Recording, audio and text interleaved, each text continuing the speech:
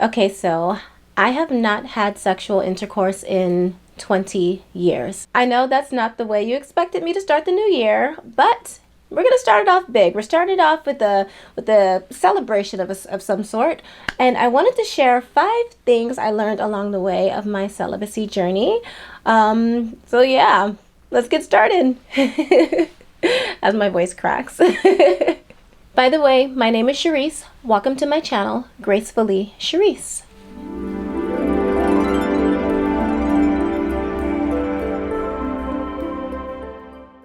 Okay, so I have been celibate for 20 years, and my goal is to save myself until marriage. In case you all didn't know, I am actually just about to be 38. I know some people think I'm younger. One of you called me auntie. Thank you. I don't know why people don't like that. Like, some people don't like that, but it's an honor. It's an honor. So, yes, Charrese is an auntie. I'm an auntie. So, I wanted to share with you all just 5 things I learned along the way of my celibacy journey. And yeah, so let's start off with number one. Number one, it really, you know how they say, it separates the boys from the men. And for you men out there, for you gentlemen, it separates the girls from the women.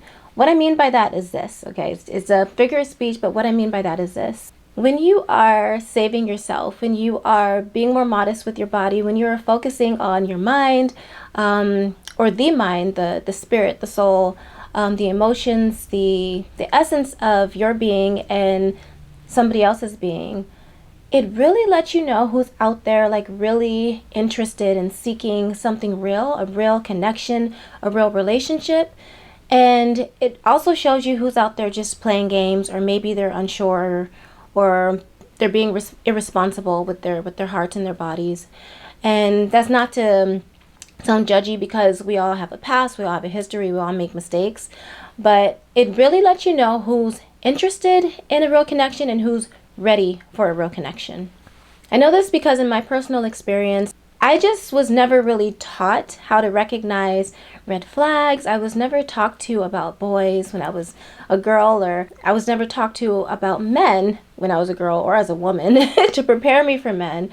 So I had to learn things the hard way. And whenever somebody just was interested in sex, it just, after a while, it became very obvious. They didn't ask me much about myself. Even if I asked about them, I showed interest in them, they didn't really want to know enough about me. They were more focused on my physical being, on my physical appearance.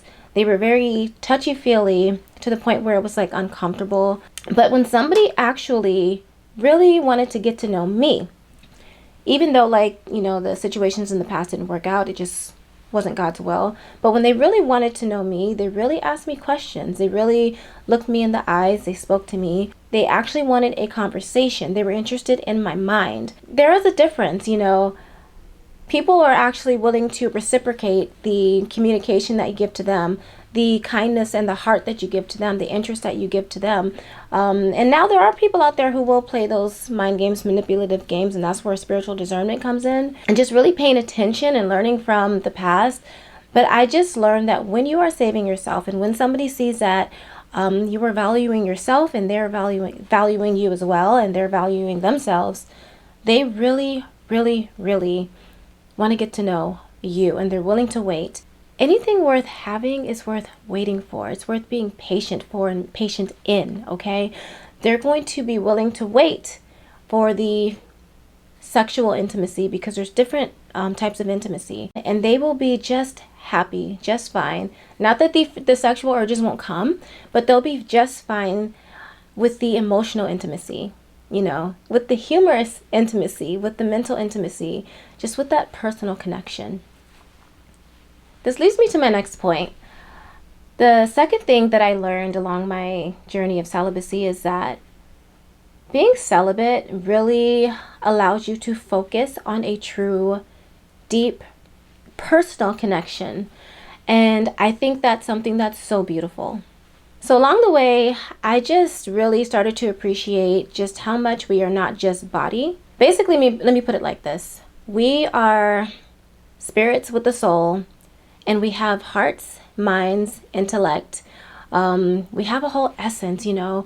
We have emotions, we have thoughts. Like, when somebody's really interested in you, they're going to want to know, like, what makes you smile? What makes you happy? What makes you what encourages you? They're going to want to know what makes you sad, what upsets you, what makes you mad. What's the easiest way for me to lift you up, make you smile, make you giggle? How can I be of value to you in your life? How can I add to instead of take from? As in, how can I add happiness to your life? How can I add value to your life? How can I, partner with you? Because I believe marriage is, yes, it's love, yes, it's sex, but you're also together for purpose. So it's purpose and love. And that person's going to want to know everything like they can about you. Like, what makes you laugh? What, irritates you? What's the best way for me to communicate with you? Like, you really have to pay attention to those things. When somebody wants to know those things, that's letting you know, like, really, like, beyond, like, manipulators, but that's letting you know that they really want a true connection. And you can focus on that. When you take the element of lust out of the picture, and let me just say this, I don't want lust in my marriage. I want passionate love when it comes to sex. Passionate sex, fun sex. I want it to be a true, deep, sincere, passionate, sexual relationship and not lust, because to me, lust is more objectifying. I don't want to objectify my husband. I don't want my husband to objectify me. And lust is more selfish. Love is more giving. And again, when you connect in all the other ways, mentally, emotionally, spiritually, humorously, intellectually, in all other ways, the sexual relationship, the sexual connection is going to be much better, because when you connect in every other way, you become comfortable. There's this comfort that can develop. So if you're wondering how your sex life is going to be, and I'm a Christian, so I have to say, like, when you're married, the more connected you are in every other way besides sexual, the more comfortable it's going to be. And I don't need to be married to know that. It's just some things are respectfully and kindly, lovingly said, common sense. We're going to talk about that later. But I'm going to say, taking lust out of the situation altogether and, focusing on the emotions and on actual passion when it comes to when you're thinking about sex in the future, that's going to make sex more beautiful. I'm going to say this. The foundation of your relationship cannot be sex. It just can't be sex. Sex can confuse things, and it can distract you. You guys have to understand, like, how powerful sex can be, and the endorphins that it releases when you have an orgasm. It can be very confusing because it's a relaxing feeling.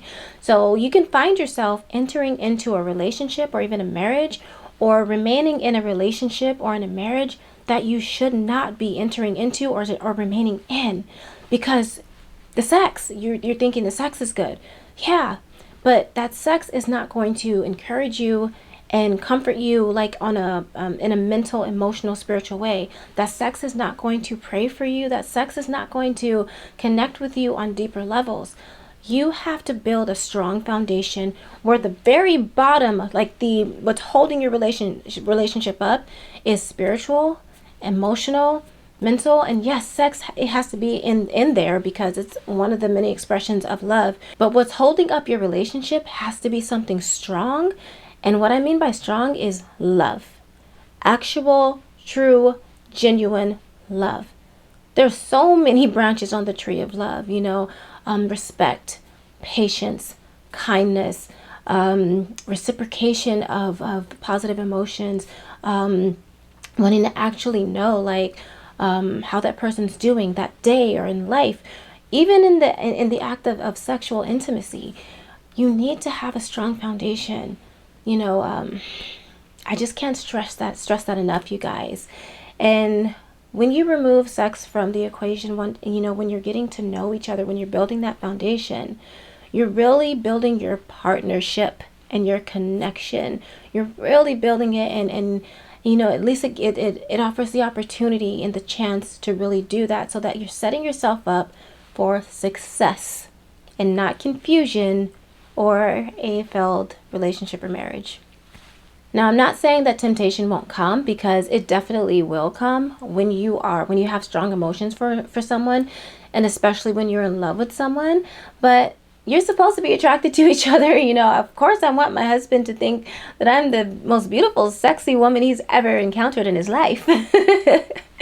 But just know that there's a healthy way to be sexually attracted to each other and an unhealthy way to be sexually attracted to each other. So that's all I'm saying. This is something that I've learned along the way. In the meantime, there are other ways of being intimate and, you know, just being cute and sweet with each other. Like, for instance, ladies, like, you can just walk by and just kind of, you know, gently rub his face or his hair, and, you know, or just walk by him and just put your hand on his back, run your fingers across his back, and, you know, just kiss him on the cheek and kiss his forehead when he's sitting down, just to let him know, like, I care, I love you, if you're in love.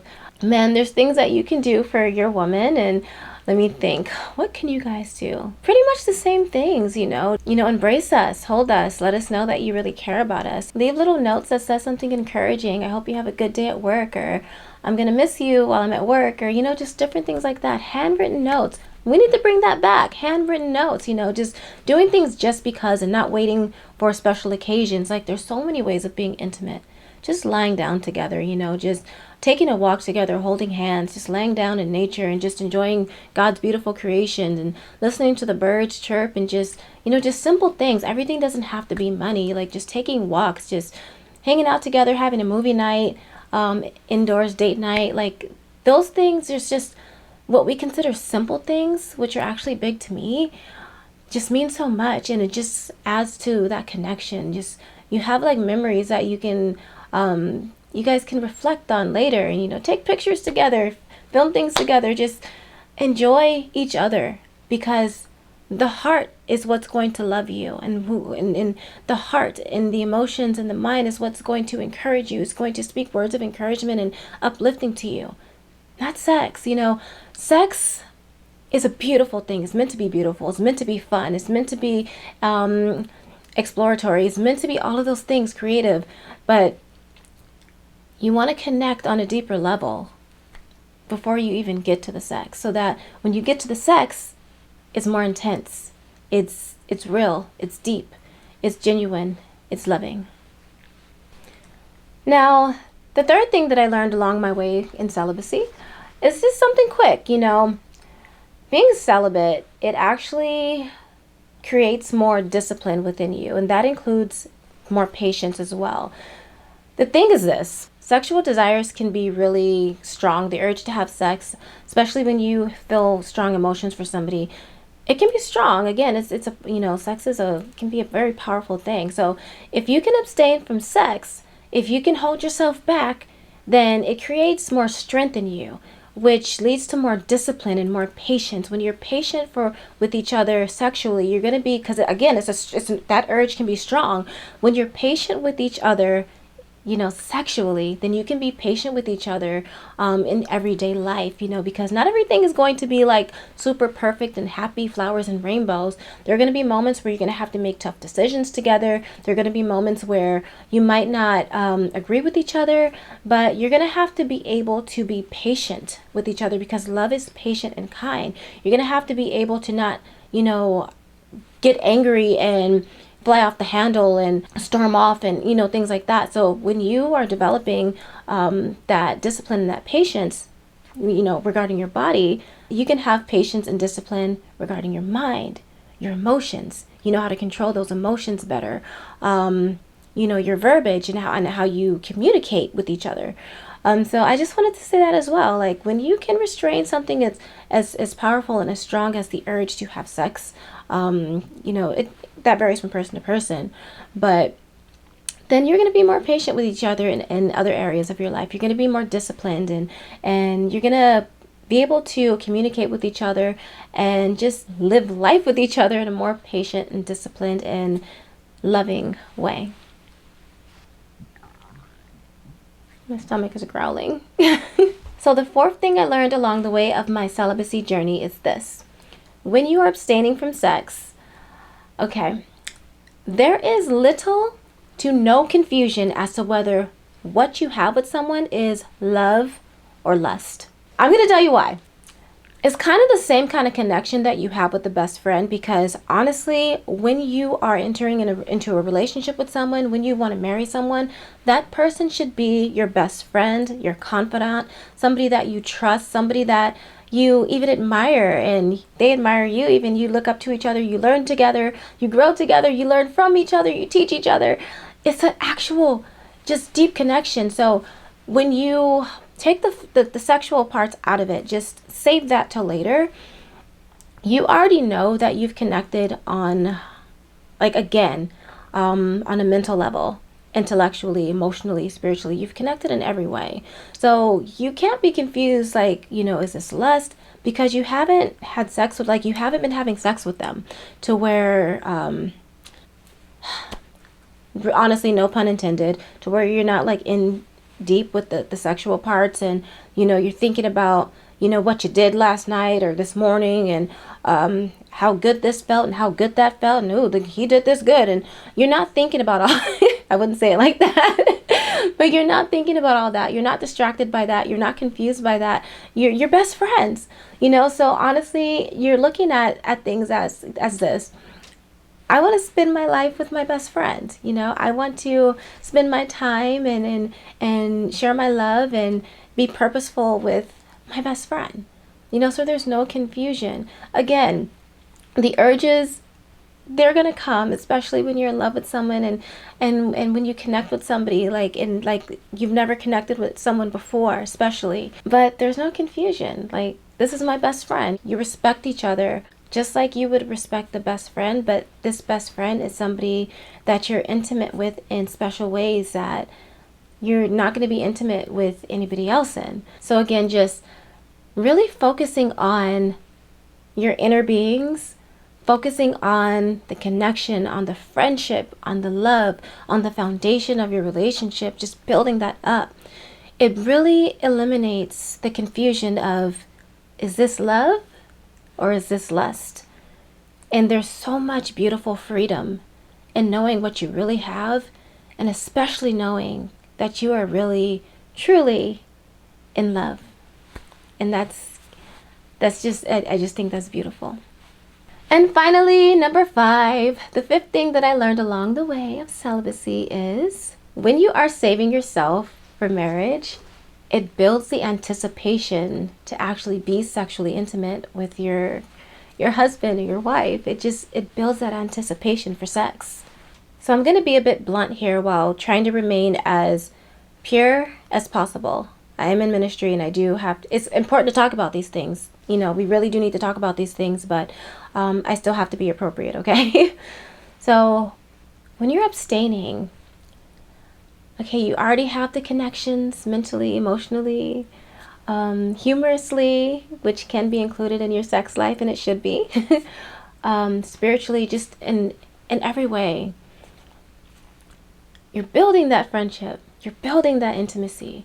It's going to build up the anticipation for the sex, because it's going to be better. It's going to be sincerely, just sincere. Here's the thing. When you connect with somebody deeply, you are more comfortable, and therefore you can release those inhibitions, you can release those insecurities, and even when you do feel insecure sexually, because that person is your best friend and you know that, you can be open with them. You can be open with them and they can comfort you, or they can be open with you and you can comfort them. The thing is, here we go. There's orgasms, and then there are full body orgasms. You have to be comfortable with somebody to have a full body orgasm. Why? Because when you do, you can't worry about, does my stomach look flat? You can't worry about how do I look? Because those orgasms are intense, and they literally are your full body. So I'm not going to go into details, but you have to be comfortable with that person. So if you build up that comfort before you have sex with that person, before you marry that person specifically, then you're going to have a more fulfilling, intense, fun sex life. So that's another great thing. Like, you can actually in a pure way, you can actually discuss sexual. Actually, you should be discussing sexual things.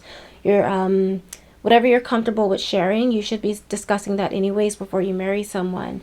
But it does build up the anticipation, and you look forward to just the beauty of sex with somebody that you actually love. Because this is something that I've learned, because I do read and I do research, about everything, like preparing myself to be a wife, including sex. And did you guys know, I'm going to speak from a woman's point of view. The thought that I could actually be a relief to my husband sexually because of that feeling, that relaxing feeling that occurs after an orgasm. He could have, like, that's beautiful to me. Like, he can have a stressful day, and I can not only pleasure him with my body and my love, but I can actually provide stress relief for him. I could actually provide more rest for him. And I just think that's beautiful, that sex could actually be healing to one another. So I just think that's really beautiful, and I anticipate that with my future husband. I look forward to a fun, but also a very loving and intimate and healing sex life with him. So yeah, I look forward to all that with my husband, and I want you guys to think about these things. I'm just sharing my journey, but hopefully I'm encouraging you to think about these things too, so that you guys can have a loving, fulfilling marriage and sex life with your spouse as well. I just think it's beautiful, and I look forward to love and to purpose and to sex with my future husband. So yeah, I look forward to it all. I just think it's beautiful, and actually it's really truly a blessing. So yeah, that's all I wanted to share. I'm really looking forward to being married one day as God prepares me for my future husband. And this is just, it's an accomplishment. All glory to God. I didn't do it on my own, but it's an accomplishment for me. And I just wanted to just share. Sometimes it's nice to share, in our celebrations. And hopefully I've encouraged somebody out there. And so yeah, until next time. Wait, I want you to have a beautiful, blessed, awesome, blossoming, progressive, productive, just blessed 2024 and beyond. Happy New Year.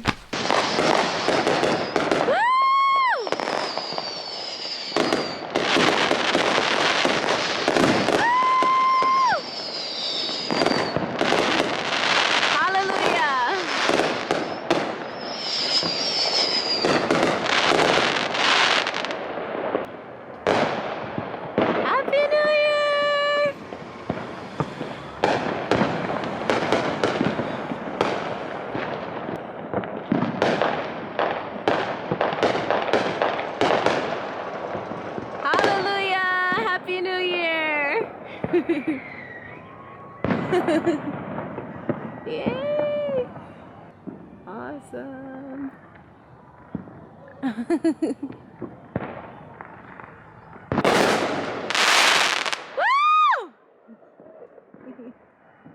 By the way, you guys, for those of you who are following my authoring journey, it is 2024, which means I have some new planners. If you're interested in some monthly planning, and you're interested in being inspired and encouraged along the way as you plan each month, and if you're interested in, your eyes smiling because it features my own personal photography in here, please check these planners out. So you can get my planner in hardcover and paperback on Amazon. Has a free calendar inside and everything, and you have your to-do list. You can write down your goals, special things to remember. If you're interested, I will be leaving the links in the description box, and I sincerely appreciate your support if you choose to get my planners. I'm really excited. There's more to come. Thank you, thank you, thank you, and I hope that you're blessed.